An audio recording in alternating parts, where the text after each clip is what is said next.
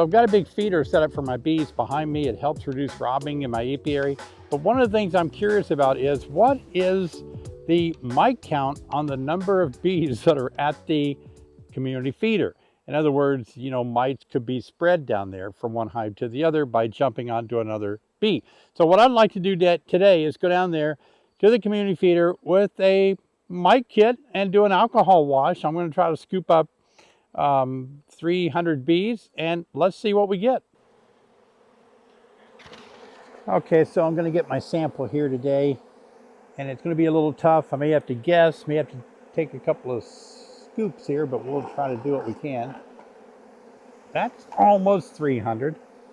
A little bit more. Okay, that's plenty right there. We've got our sample. Now let's see how many mites we have. Stay with me because toward the end of this video, I'm going to share some life coach coffee time moments that you guys tell me you really enjoy. Aha! It appears, okay, well there it is. Out of 300 bees, I do see one mite in there. I think, where'd it go? Oh, it's hard to see. Oh, there it is. Yep, okay, that far corner, let's take a look, make sure. Yep. Now there's our mite. Okay, so out of 300 bees at the feeding area, we had a mite count of 1 out of 300. That's amazing. I'm going to do a second sample just to see if it's consistent. So remember that you want to take your sample for a mite test, not at a feeder like this, but you want to take it inside your hive from either open brood or capped over brood. That's important. That's where you need to test for mites at. I'm doing this experiment for fun just to kind of answer my own question, is how many mites are on bees that are foraging out to get nectar or to a community feeder. But this is not how you would sample your mites for your hives, because we don't know which hives these bees are from. And typically you'd also see more mites on bees around the brood area, not foragers. All right, let's get a count of our second sample. I left the one mite already in there. Didn't choose to take her out. Well, my second attempt, there is only that same mite, only one mite from the first sample. So 0 mites from those foragers. I have a lot of people that will talk to me about, are their bees ready for winter? They'll ask me questions about, I've got them in a single deep or 2 deeps. I've got this many frames of brood and this many frames of honey, and they feel like, okay, I think I'm ready for winter. What do you think, David? I think my configuration of my frames, I think my queen's laying good. And all of that serves as an important evaluation. But you know what the most important thing is? It's what we've seen in this video. It really does come down to mites. Now, I know we probably, maybe some might disagree. Maybe some don't like that we have to deal with mites. I'll be honest with you. When I first got into beekeeping, it took me a long time because mites kind of came about after I got started in beekeeping. And I got my first 2 hives wiped out from mites. And I was like, wow, right in the late summer like this, you know, back when mites kind of were just getting their foothold in America. And it was tough. And I know a lot of people today feel like they're doing the right things, like feeding, and they're getting their frames arranged correctly. I got a good queen in there. You know, they want to get some winter nutrition in there and all that. But if you don't spend time really addressing the Varroa destructor, it's called Varroa destructor for a reason. It will destroy your hive. And I'm not just trying to make you have some fear. I just don't want to see you lose your hives this winter, because I spent a lot of time trying to raise the mite resistant bee. I spent a lot of time doing liquid nitrogen tests, and some headway's being made in that area, trying to find more VSH queens that can deal with mites a little bit better. But we're far away from letting the genetics do all the work for us. And so beekeepers really have to pull their weight and do mite tests. And that was a fun little experiment we did in this video where we were able to, just for fun, to see what kind of mite counts we have down at the community feeder. Again, I made a video about community feeders. It's not allowed in every state. Some people fear that disease can be transferred at the community feeder.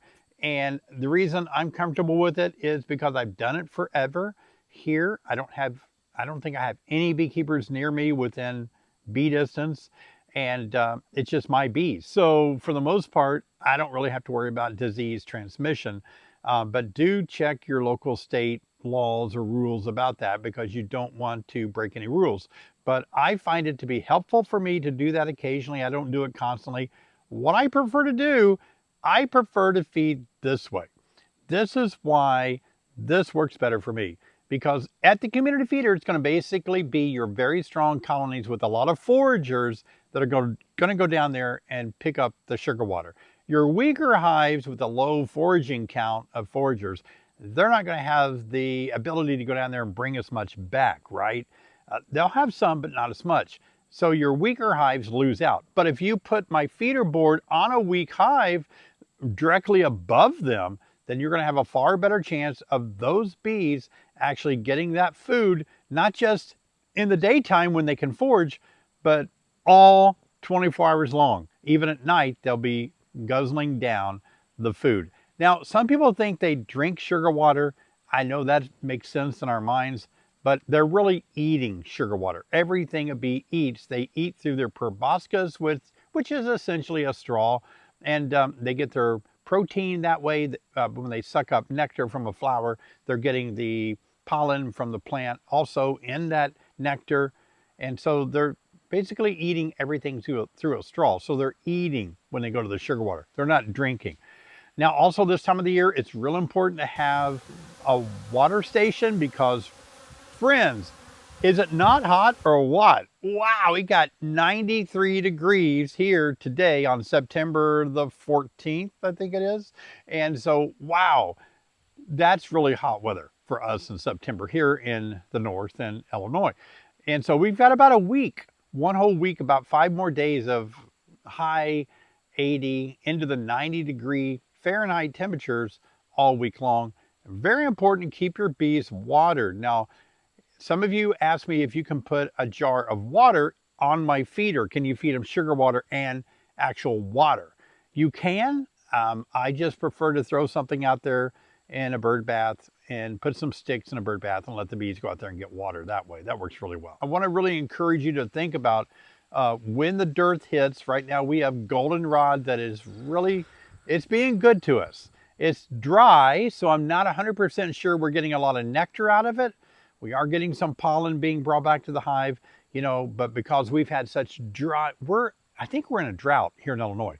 The corn, maybe you see it in the background, the soybeans, the corn that most farmers grow in Illinois really have been hit with a lot of dry weather. And so the bees are going to be probably not bringing back a lot of good nectar sources, but who knows, right? I'm not sure. But I'm feeding them nonetheless anyway, just to kind of, you know, occasionally throw a community feeder out there. And I probably start, once the goldenrod ends, I'm going to watch it.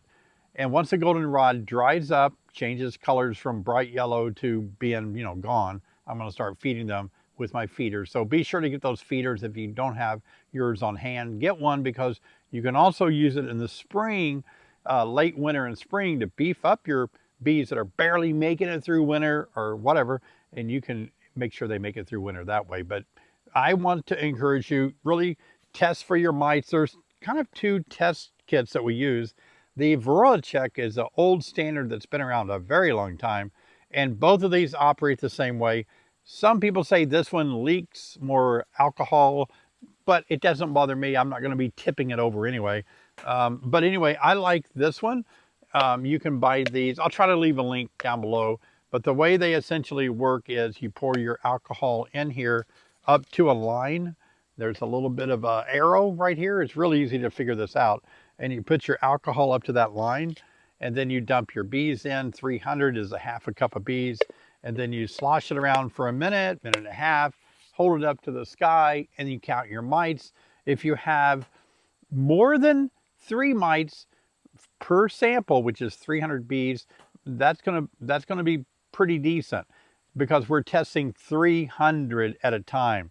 We do that to get a broader sample collection.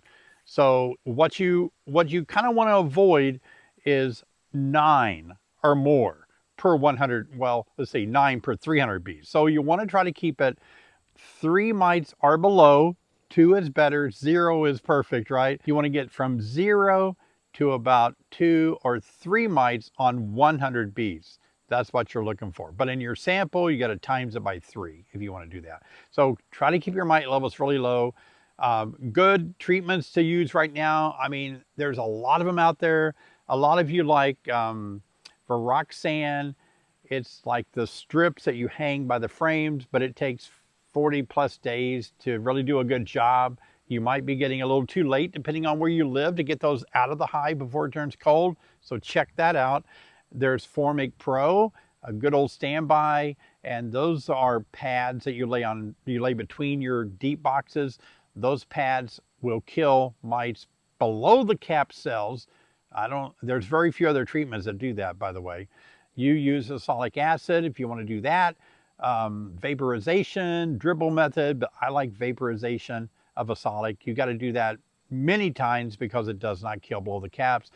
There's also, I'm thinking more of our more organic by nature compounds such as Guard. You can use the thymol treatments like that. But anyway, there's a whole bunch of treatments. See what ones are going to work best for you. Some of those are blast kills, like Formic Pro is a blast kill within 5 days it's annihilating mites in your hive. Viroxan takes 40 plus days. Azelaic acid, it doesn't kill below the caps, so you have to keep treating it 4 or 5 days apart for 4 or 5 times so that when they emerge those mites get killed. You've got to really study and know mites. I know it's a little bit of work, but I want to be honest with you. You can't really complain about your bees dying in the winter if you didn't do anything about mites, and then you say, well, my bees died in the winter. I don't know why. I did everything I could. If you didn't do anything with mites or you didn't stay after them really hard, then that's probably the cause, because they spread viruses to your bees very quickly. Hey, I want to talk to you guys on coffee time, a life coach, kind of a moment where I can encourage you in life. And one of the ways that I really get pumped up and excited to encourage you is I'm always thinking about how all of us are kind of the same. We have our differences, right? We have our different hobbies and our different interests, our different backgrounds, our different experience in life. We're different that way. But when it all comes down to it, we're pretty much the same when it comes to our day-to-day struggles, our day-to-day fears, what excites us, what disappoints us, where we get frustrated. We are very similar. And I really am encouraged to think about how when we look at our similarities, that we can assess what we can do to help other people because we know what helps us, right? And one of the best things I think that we can do for each other is to find something in somebody that we know that they are hoping to achieve. Maybe a task, maybe a goal in their life. I have a lot of grandchildren. Sherry and I have 13 grandchildren together. And I have 6 children, 3 boys, 3 girls. Christian, my youngest son, still at home. He just turned 18, but he's my youngest son. But I have 13 grandchildren, and I talk to them at times, different ones, and they tell me their aspirations, their goals, and I think, wow, I'd like to help them achieve those. And what can we do to help people achieve things? Here's an example. The other day we ordered pizza from a local pizza place where we live, and we do this, I don't know, I wouldn't say weekly, but we do it often enough that we kind of know the delivery boy, the delivery man by name, and he always comes out and always treats us good. And we try to always tip well because, I know that he's using the money to sustain himself, right?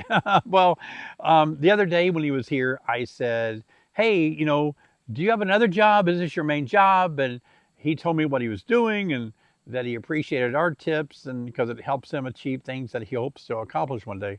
And you know, that really inspired me to think about next time I order another pizza, I kind of want to tip him a little bit more because after he told me, you know, what he was doing, he's a hard worker and he's working hard to achieve a goal.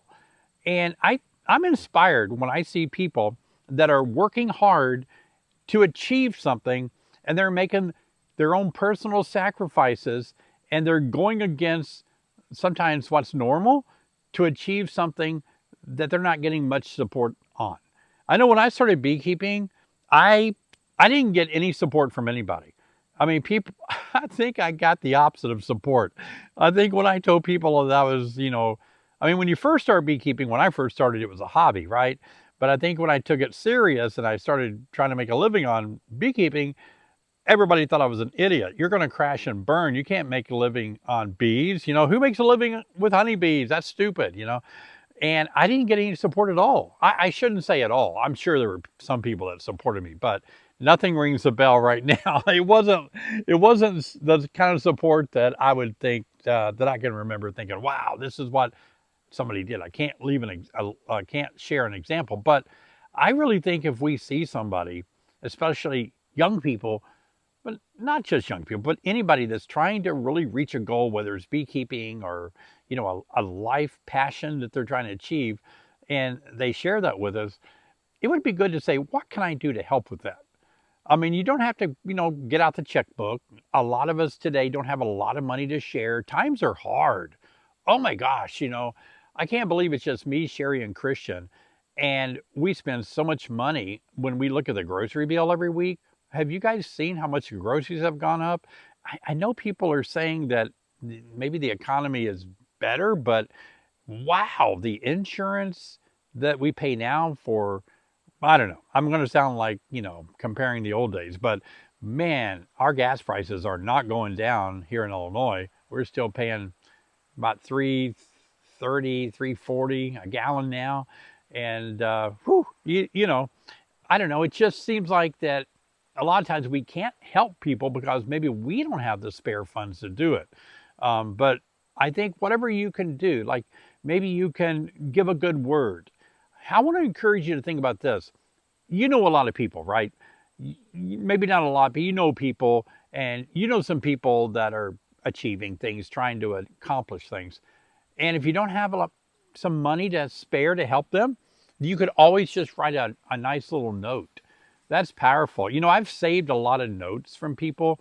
A lot of you write me letters that I get actually in the mail. And I don't usually read those on my YouTube channel, but I want you to know that I really do appreciate those.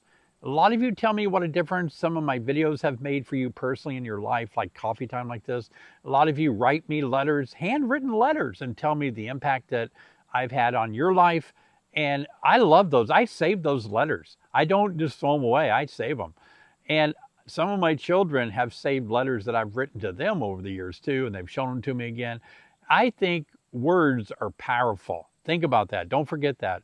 Words are very powerful. The words that you say can be used in an extreme way to build up somebody, or it can be used very negatively in an extreme way to tear somebody down. That's terrible. I mean, I know that times we can get frustrated and our words slip out and we regretfully probably might say things to hurt somebody's feelings.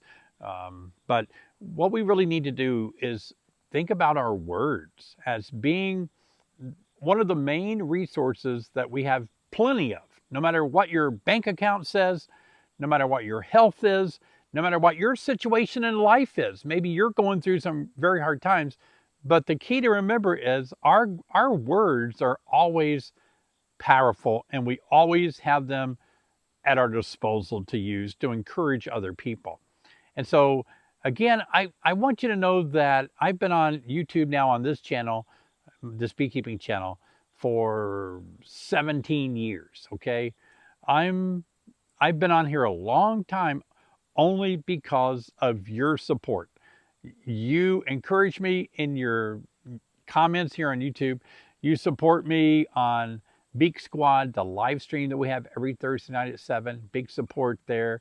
You guys are so encouraging to me, and I really do get encouraged by you guys. I appreciate it. I'll get a couple of negative comments, you know, every now and again from people that don't like what I've said or what I'm doing or something. That's life, and everybody does that. You know, that happens to all of us. But I just want you to know, I want to say a good word over your life today and say, be encouraged, be of good cheer, be strong, be courageous. You know, try to endure whatever challenges that you might have in life right now, and find a way that you can really start inspiring other people, encouraging other people. It is remarkable. It is powerful. And let's remember that we only have each other. There's no other thing that we have really in this world. Just like honeybees have each other to make the superorganism function. That's the way humanity is. And I know there's a lot of stuff going on in our world today. Boy, it is like crazy how much division and how much differences of opinion has become violent, and it's just terrible to see it. But we need more people that are like us, that appreciate working hard and encouraging other people that are working hard.